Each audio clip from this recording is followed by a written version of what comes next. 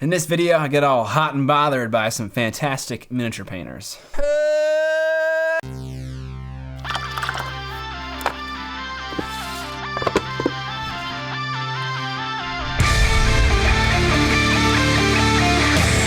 What up, mini family? I've done 2 videos like this in the past where I discuss my favorite miniature painters right now. Please note, this is not a list of who's good at miniature painting, that list would be quite long, but rather, who are my personal favorites. Also, I wore the vest in the other 2 videos, so I'm wearing it now. Let's keep this train rolling! Let's start with number 5. Dmitry Fesechko is a Russian miniature painter. What I like so much about Dmitry's work is his imagination and unique approach to miniature painting. That kind of sounds like a generic thing to like, but after staring at his work, it's truly the thing that sets him apart. In a time where thousands of people's work, processes, tutorials, etc. are at your fingertips, it's very easy to slip into their way of doing things. When I look at Dmitry's work, I imagine someone who lives in isolation and takes a different approach to painting because they're not made aware of any other. A personal favorite of mine is Blood Roses, an elven vampire. Yeah, I hear you saying, "But Scott, the only reason you like it is because it's 2 things you like put together." And while that is true, and probably affects my opinion of it, there are some awesome things about this model, and I want to show you. I love the added texture along the blade and the armor, the plant life growing off of her shoulders and also the sword guard,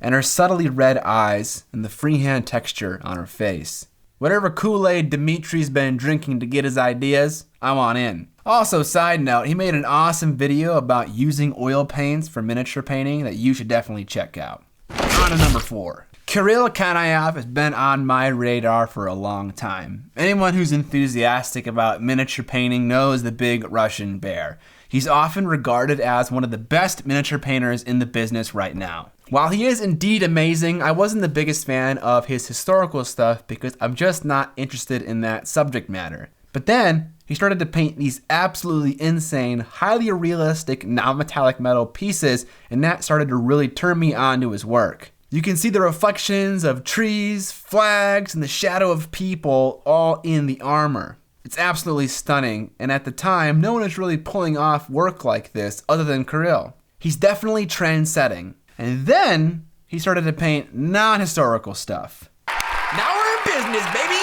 Is my preference of fantasy and sci-fi over historical fair? No, absolutely not. But this is my list of personal favorites. I'm not measuring skill, just what I like. Of his recent departures from historicals, this sci-fi bust is totally amazing. From the awesome freehand sleeve tattoo, non-metallic metal, vibrant colors used, to the insane color-shifting hood.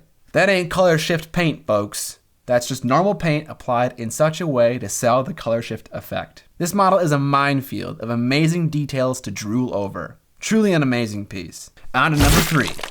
Craftworldstudio is a Czech painting duo comprised of Alexandra and Marco. And I'm not even gonna try to say their last names because I would look like an utter idiot. Okay, now I have to try.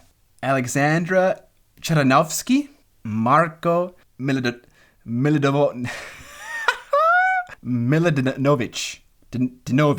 Miladinovich. There we go. Got it. Easy. Nailed it!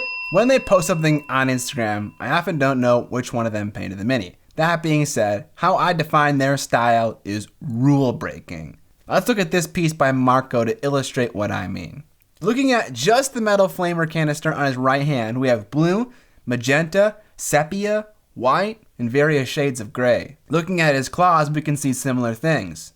Most people, myself included, would not be so bold as to use all these vibrant colors on an entire miniature, let alone so confined a space as this. But it works, and it's so distinct. The Craftworldstudio duo have a distinct style of their own, and when you look at all their pieces together at the same time, you can definitely see a similar palette of colors and techniques used. For aforementioned reasons, it's nice to see when someone has their own approach and style to the hobby. These are the kinds of people that I'd want to take a class from because they would expand your perspective to miniature painting in huge and challenging ways.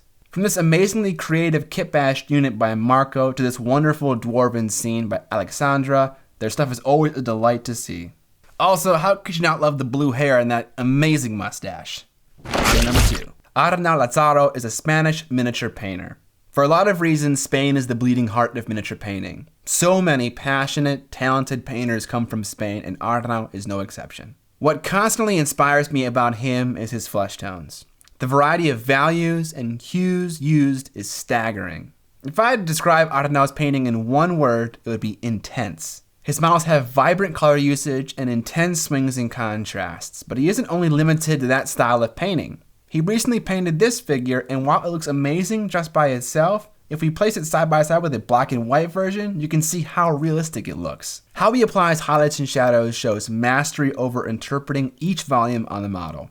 Fun side note, Arnau is also in the process of painting a Space Marine army in which he spends 30 minutes on each model, and that was the inspiration for this video I have linked in the top right-hand corner of the screen. All right, moving on to number 1.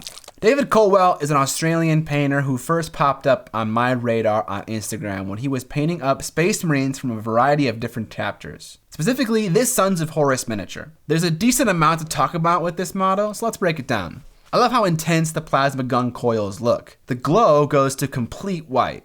These coils are a great example of how red can be highlighted with white and pink, and in the right amount and context still looks perfectly red. To add to the illusion of glowing, Dave added an OSL effect around the miniature. I love how the closer objects to the gun have more of an intense light, as they should, but depending on the material, further away objects like his shiny power armor have an intense glow as well, like they should. The last thing I want to mention with this miniature is the micro texture. This is a consistent style choice that Dave makes across most of his miniatures. If we zoom in, we can see a lovely texture across many parts of the figure. I don't just love this texture for the sake of it, but there's just something about this variety that seems more realistic than other forms of texture that I've seen, my own included. Dave details his process on Instagram if you want to check it out. Most people, when picking a light source style for their miniature, pick one that's overhead and also soft. In fact, this is probably not even a deliberate choice most people make. They just naturally tend toward that. That being said, it's hard to find miniatures with hard light sources until this one. This bust painted by Dave is amazing. I love all the exaggerated shadows on this model that look perfectly realistic. The Rembrandtian triangle shadow on her left cheek, the super intense and massive highlight in her hair, and the big specular highlights in her eyes. This model and all of Dave's models are a pleasure to look at. All of the miniature painters that I talked about in this video will have all of their social medias and Patreons linked in the description below. Please go check them out and follow them, and if you are able to, financially support them. If you guys like this video, I have 2 more done in this style that I'll link at the end of the video. If you like my channel and you want to support it, there are a number of ways that you can do it, namely a Patreon campaign with a bunch of cool rewards, like a Discord server where you and I can hang out any day of the week and chat about your miniature painting projects, or which professional miniature painter you'd murder to absorb their powers. There are more ways to support the channel, both free and not free, linked in the description below. Subscribe or die! And most importantly, don't forget to paint more minis!